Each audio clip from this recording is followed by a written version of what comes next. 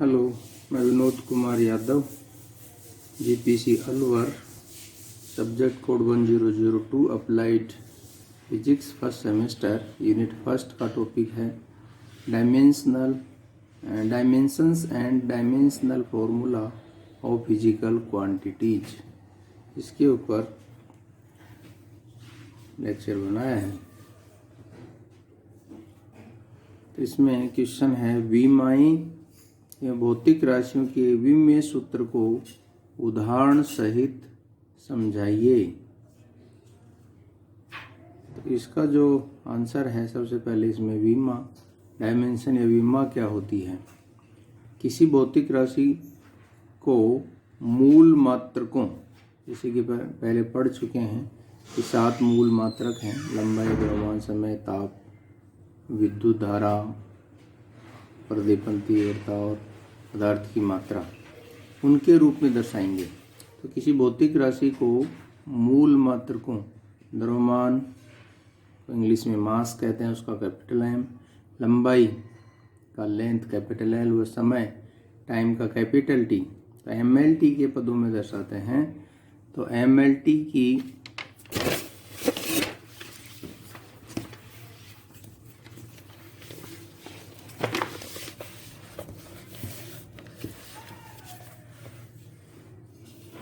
घातों को उस भौतिक राशि की विमा कहते हैं। जैसे द्रव्यमान को m से दर्शाते हैं, लंबाई को कैपिटल L से, टाइम को कैपिटल T से दर्शाया जाता है। विमीय सूत्र डायमेंशनल फॉर्मूला क्या होता है? किसी भौतिक राशि को ml2 के पदों में दर्शाने पर जो सूत्र बनता है, बना सूत्र उस भौतिक राशि का विमीय सूत्र कहलाता है। इसको बड़े ब्रैकेट में रखते हैं और mlt की घात सहित रखा जाता है। जैसे क्षेत्रफल बराबर होता है लंबाई गुणा चौड़ाई, और इसका मात्रक हो गया मीटर स्क्वायर, मीटर गुणा मीटर, मीटर स्क्वायर। तो इस क्षेत्रफल का विमीय सूत्र लिखेंगे तो ये लेंथ गुणा लेंथ, तो ये एल स्क्वायर हो गया, यानी कि m की पावर 0 m0 L2 T0, इस तरह से बोलते हैं इसको, m0 L2 T0, और बड़े ब्रैकेट में इसको रख देते हैं। तो ये क्षेत्रफल का विमीय सूत्र हो गया, mlt की पावर सहित बड़े ब्रैकेट में रखते हैं। और क्षेत्रफल की जो विमा है, क्षेत्रफल की विमा, तो mlt की जो पावर है 0 to 0, ये घात है, ये संख्याएं हैं, ये विमा कहलाती है। तो m की घात 0, लंबाई की घात 2 और टाइम t की घात 0 ही क्षेत्रफल की विमा है। दूसरा एग्जाम्पल है आयतन, लंबाई गुणा चौड़ाई गुणा ऊंचाई, इसका ऐसा ही मात्रक है metre cube, metre into metre into metre. International अंतर्राष्ट्रीय मात्रक पद्धति में इसका मात्रक है मीटर क्यूब। आयतन का विमीय सूत्र हो जाएगा length into length into length, L cube, यानी m की पावर 0 L3 T0। तो ये विमीय सूत्र है आयतन का। विमीय सूत्र को बड़े ब्रैकेट के अंदर रखते हैं, ये मैं पहले ही बता चुका हूँ। वह आयतन की विमा क्या हो जाएगी, m की पावर 0, लेंथ l की पावर 3, t की पावर 0, तो ये 030, ये आयतन की विमा है। इसी तरह से घनत्व डेंसिटी का फॉर्मूला होता है द्रव्यमान बटा आयतन। ये फॉर्मूले हमें आते हैं, जहाँ जहाँ हम पढ़ेंगे हमें आते जाएंगे, परिभाषा के अनुसार निकलेंगे तो हमें याद होंगे। और उनमें ये mlt सहित 7 मूलभूत राशियाँ रख करके इनका विमीय सूत्र बनाया जा सकता है। द्रव्यमान का जो मात्रक है किलोग्राम, आयतन का मीटर क्यूब, तो इसका जो मात्रक है वो तो आ जाएगा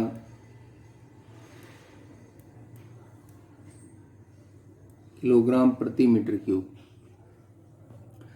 किलोग्राम प्रति मीटर क्यूब। तो इसका विमीय सूत्र कितना होगा?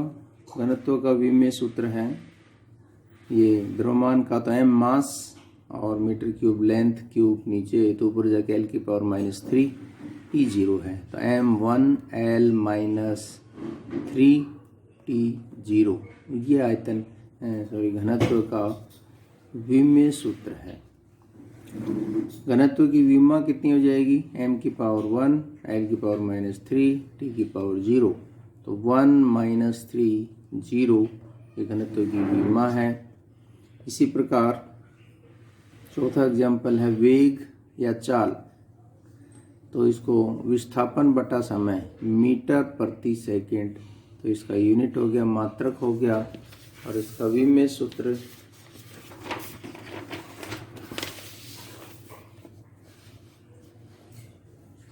इस तरह से लिख सकते हैं। लेंथ को L, टाइम को T, तो ये L1 T-1 यानी कि m0 L1 T-1 वेग या चाल का डायमेंशनल फॉर्मूला विमेय सूत्र हो जाएगा।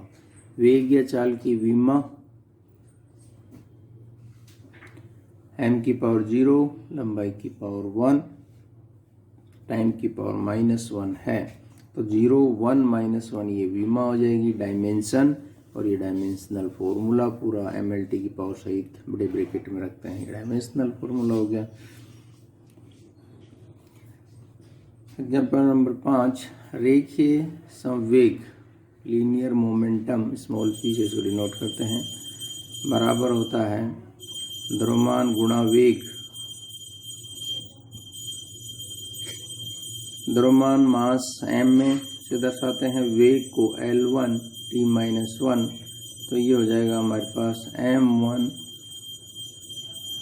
L1 T-1, यानी रेखीय संवेग का डायमेंशनल फॉर्मूला है m1 L1 T-1। रेखीय संवेग की विमा 1, 1, -1 है, और इसका SI मात्रक किलोग्राम मीटर प्रति सेकंड। छठा एग्जाम्पल है त्वरण। त्वरण का फॉर्मूला होता है वेग में परिवर्तन की दर त्वरण कहलाती है। वेग में परिवर्तन बटा लगा समय। वेग में परिवर्तन का जो विमेय सूत्र है वो वेग ही होगा, वेग में से वेग घटाएंगे तो वेग ही आएगा। तो वो है हमारे पास L1 T-1 और बटे टाइम T, तो ये हो जाएगा m⁻0 L1 T-2। ये त्वरण का विमेय सूत्र है। अगला जो एग्जाम्पल है हमारे पास वो है बल। बल का फॉर्मूला है द्रव्यमान गुणा त्वरण, F बराबर ma। न्यूटन के गति के नियम के अनुसार, द्वितीय नियमानुसार F बराबर ma, द्रव्यमान गुणा त्वरण। तो बल का विमेय सूत्र हो जाएगा द्रव्यमान का m, त्वरण का है मीटर प्रति सेकंड स्क्वायर L1 T-2, तो इसका बल का विमेय सूत्र हो गया m1 L1 T-2, और इसकी विमा हो जाएगी 1, 1 - 2। mLT की जो पावर है, घात में जो संख्या है, वो उसकी विमा कहलाती है। तथा बल का SI मात्रक, अंतर्राष्ट्रीय मात्रक पद्धति में जो यूनिट है, मात्रक है, वो है किलोग्राम मीटर प्रति सेकंड स्क्वायर या न्यूटन। कैपिटल N से भी डिनोट करते हैं, न्यूटन के सम्मान में इसका मात्रक रखा गया है कैपिटल N। नेक्स्ट एग्जांपल है हमारे पास आवेग। आवेग का फॉर्मूला होता है बल गुणा समय या संवेग में परिवर्तन। तो बल का विमेय सूत्र हमें पता है m1 L1 T-2, द्रव्यमान गुणा त्वरण, टाइम है t, तो ये हो जाएगा m1 L1 T-1। आवेग का विमेय सूत्र हो गया, और इसकी जो विमा है वो है 1, 1 - 1, m की पावर 1, L की पावर 1, t की पावर -1। ये संख्या घात विमा कहलाती हैं, और ये पूरा mLT की घात सहित बड़े ब्रैकेट में रखा हुआ है ये विमेय सूत्र। आवेग का SI मात्रक कितना होगा? तो ये बल गुणा समय है, तो न्यूटन सेकंड लिख सकते हैं। या इस विम्य सूत्र से देखें तो m की घात 1 यानी किलोग्राम, लंबाई की घात 1 यानी मीटर और बटा सेकेंड, किलोग्राम मीटर प्रति सेकेंड।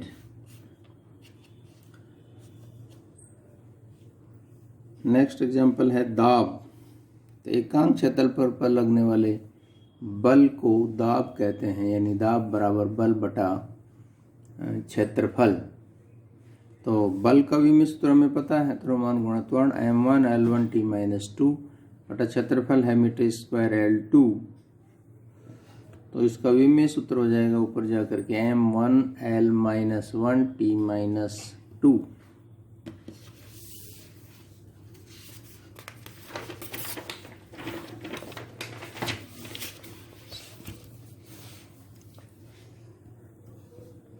अब दाब की विमा हो जाएगी 1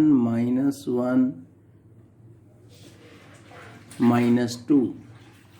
दाब का ऐसा ही मात्रक है, ऊपर तो बल का न्यूटन बटा क्षेत्रफल मीटर स्क्वायर, न्यूटन प्रति मीटर स्क्वायर या पास्कल।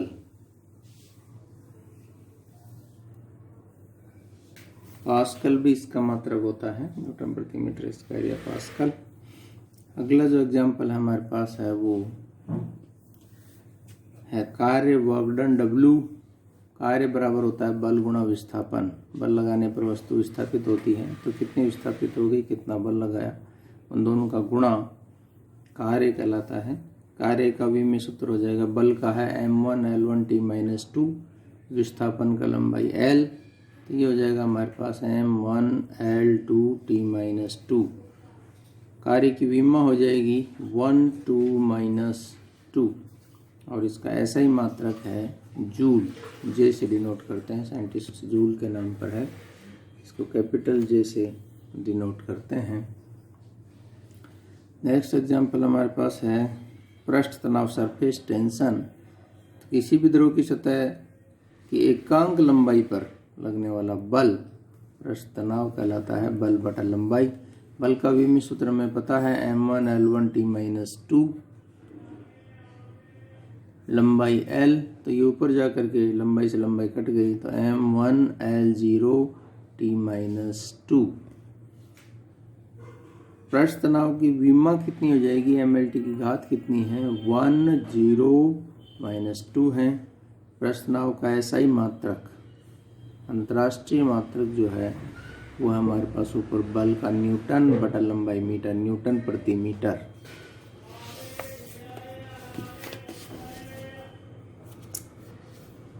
अब कुछ कांस्टेंट्स नियतांकों के विम्य सूत्र देखते हैं।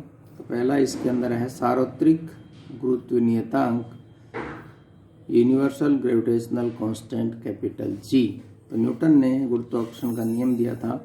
इस नियम के अनुसार यदि m1 m2 द्रव्यमान की दो वस्तुएं A व B परस्पर एक दूसरे से r दूरी पर स्थित है, रखी हुई हैं, तो उनके बीच लगने वाला गुरुत्वाकर्षण बल दोनों के द्रव्यमान के गुणा के समानुपाती एवं बीच की दूरी के वर्ग के व्युत्क्रमानुपाती होता है।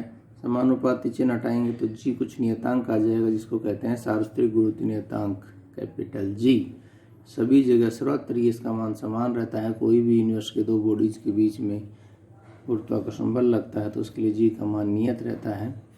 तो इसका विम्य सूत्र निकालने के लिए F × r² करेंगे, m1 m2 को नीचे ले आएंगे, तो सार्वत्रिक गुरुत्व नियतांक G का जो फॉर्मूला है हमारे पास वो है F × r² बटा m1 m2।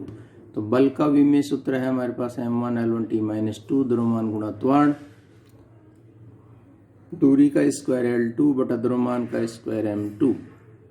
तो m2 को ऊपर ले जाएंगे तो घात -2 हो जाएगी, यानी एक घात प्लस ऊपर है पहले से, तो m की घात -1 L3 T-2। ये G का कैपिटल G सार्वत्रिक गुरुत्व नियतांक का विम्य सूत्र है।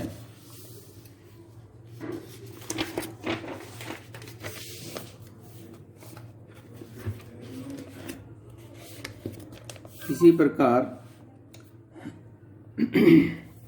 प्लांक नियतांक H का विम्य सूत्र निकाल सकते हैं। तो प्लांक के क्वांटम सिद्धांत के अनुसार प्रकाश का जो फोटोन होता है तो उसे एक फोटोन की ऊर्जा इस प्रकार दी जाती है। ई बराबर एच न्यू, एच प्लांक नियतांक है, न्यू प्रकाश के फोटोन की आवर्ती है, फ्रीक्वेंसी है, किस आवर्ती का प्रकाश है उसकी आवर्ती है।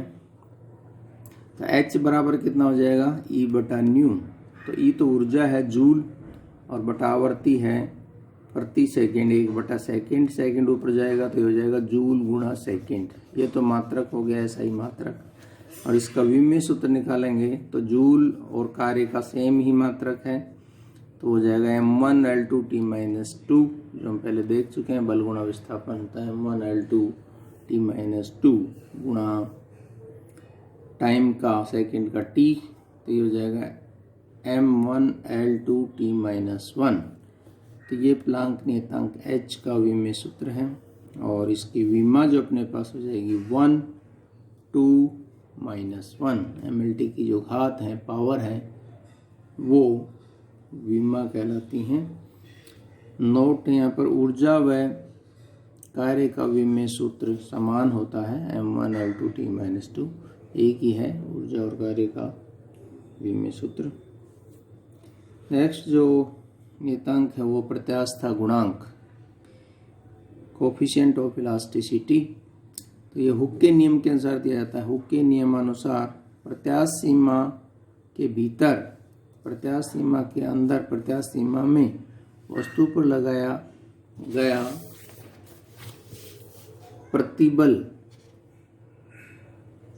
उस वस्तु में उत्पन्न विकृति के समानुपाती होता है। प्रतिबल समानुपाती विकृति, प्रतिबल बराबर कुछ कांस्टेंट गुणा विकृति, तो इस कांस्टेंट ई को कोफिशिएंट ऑफ इलास्टिसिटी कहते हैं। ये प्रतिबल बटा विकृति हो जाएगा। तो प्रतिबल जो होता है हमारे पास वो होता है बल बटा क्षेत्रफल, यानी दाब के बराबर ये है इसका विमेय सूत्र। बल का है m1L1T-2 बटा क्षेत्रफल L2, तो ऊपर जा करके L की घात -2, तो m1L-1T-2, ये तो प्रतिबल का विमेय सूत्र आ जाएगा। और विकृति विमाहीन होती है m0L0T0, तो ये हमारे पास प्रतिबल बटा विकृति का विमेय सूत्र वही आ जाएगा। प्रत्यास्थ नियतांक गुणांक ई का विमेय सूत्र प्रतिबल के बराबर ही आ जाएगा, m1L-1T-2। इसके बाद नेक्स्ट है श्यानता गुणांक, कोफिशिएंट ऑफ विस्कोसिटी ईटा। इसको ईटा से डिनोट करते हैं। तो स्टोक्स के नियम के अनुसार किसी दरों में गिरती हुई गेंद पर लगने वाला श्यान बल निम्न सूत्र से दिया जाता है।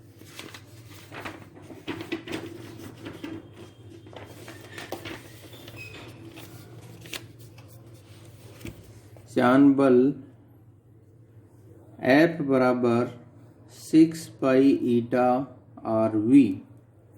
6 पाई तो नियतांक है, R गेंद की त्रिज्या है, V गेंद का वेग है। तो इसमें मान लीजिए अपने पास कोई लिक्विड कॉलम है, द्रव भरा हुआ है और इसमें कोई गेंद नीचे की ओर गिर रही है। R त्रिज्या की गेंद है, V वेग से नीचे की ओर गिर रही है। R त्रिज्या की गेंद V वेग से नीचे की ओर गिर रही है। तो ये जो श्यान बल है वो ऊपर की ओर लगता है, गति के विपरीत श्यान बल ऊपर की दिशा में लगता है। R गेंद की त्रिज्या है, ठोस गेंद है, कोई भी धातु का गोला है, गेंद है। V गेंद का वेग है, नीचे की ओर चल रही है। तो श्यान बल जो स्टोक्स ने दिया था वो था 6 पाई ईटा RV। तो श्यानता गुणांक ईटा बराबर कितना हो जाएगा, F बटा 6 पाई RV, नीचे चला जाएगा। अब 6 पाई तो क्या कांस्टेंट राशि है, इसका कोई विमा नहीं होती है। और बल का विमेय सूत्र आपको पता है, द्रव्यमान गुणा त्वरण m1L1T-2। R त्रिज्या है दूरी, केंद्र से परिधि तक की दूरी, वो L वेग का है मीटर प्रति सेकंड, L1T-1, L1T-1।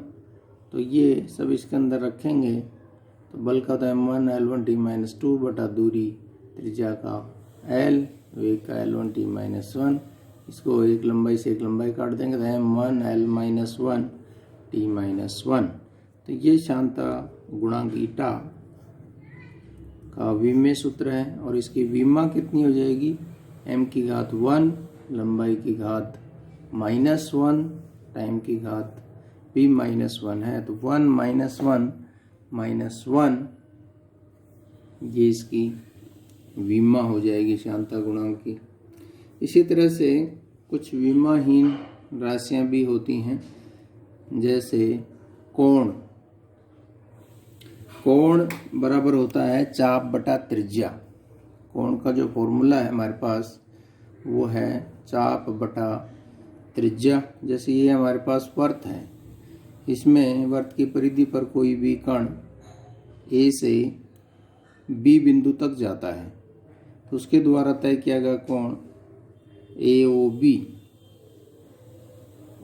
बराबर थीटा है।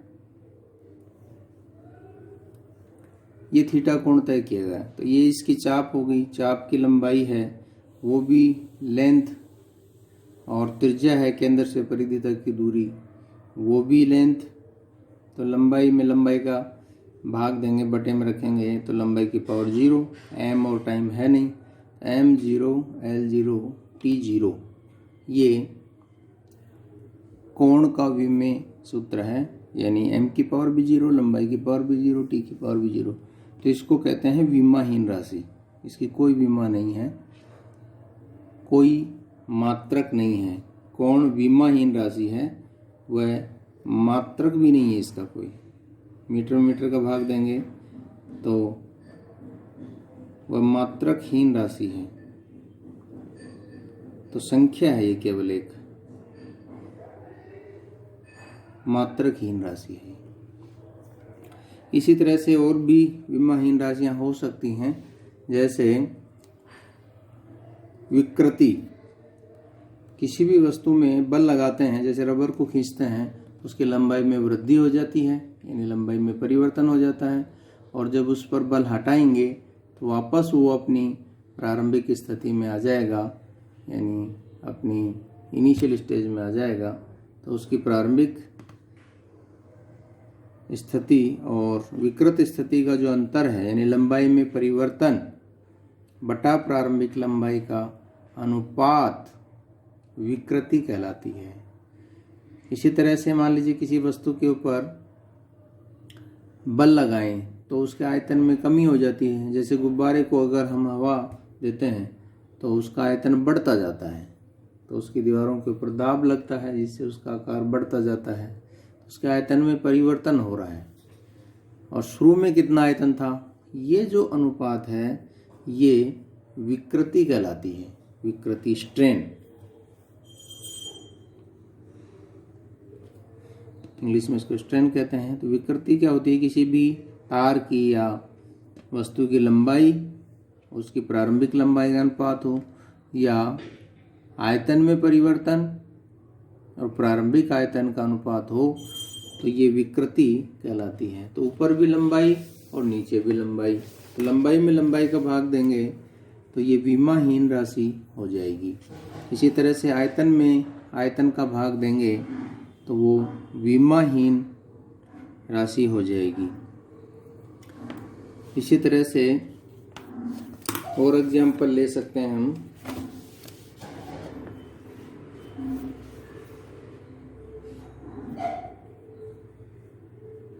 जैसे अपवर्तनांक होता है, अपवर्तनांक, अपवर्तनांक बराबर C/V। निर्वात में प्रकाश की चाल, निर्वात में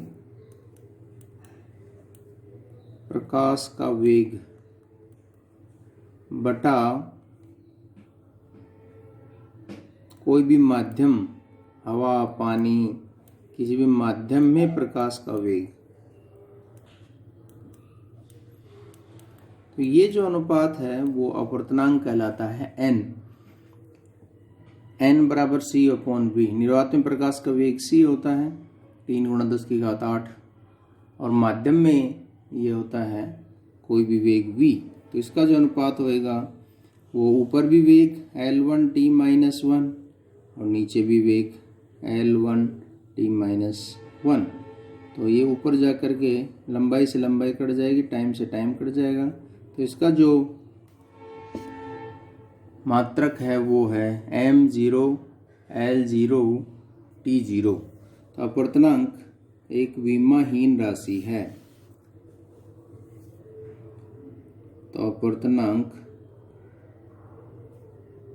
विमाहीन राशि है, विमाहीन राशि है। तो मात्रक भी नहीं है इसका, वह मात्रकहीन राशि है। इस प्रकार हमने भौतिक राशियों का विमेय सूत्र उसके बारे में जाना। धन्यवाद।